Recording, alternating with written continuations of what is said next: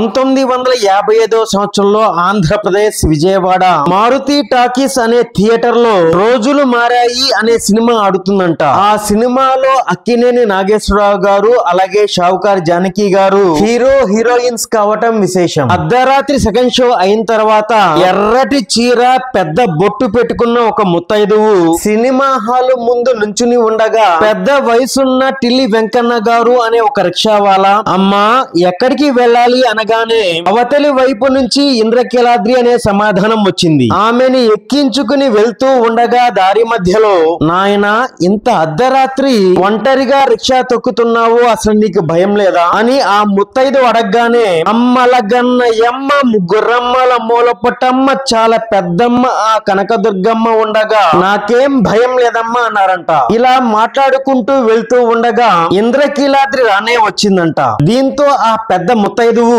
మెట్లు ఎక్కి చకచకా వెళ్ళిపోతూ ఉంటే రిక్షావాలా వెంకన్న గారు అమ్మా డబ్బులు ఇవ్వలేదమ్మా అనగానే నాయన నీ తలపాగాలో డబ్బులు ఎప్పుడో పెట్టా చూసుకో అనే సమాధానం వచ్చిందంట. చెప్పినట్లే తలపాగాలో చూస్తే కొంత డబ్బు అలాగే ఒక బంగారు గాజు కనిపించిందంట. సాక్షాత్ శ్రీ కనకదుర్గమ్మే తన రిక్షాలో ఎక్కారని గ్రహించి ఆశ్చర్యచకితులైపోయారంట. కోరిన వారికి కొంగు బంగారం శ్రీ కనకదుర్గమ్మ. జయ కనకదుర్గమ్మ తల్లి, జయ జయ కనకదుర్గమ్మ తల్లి.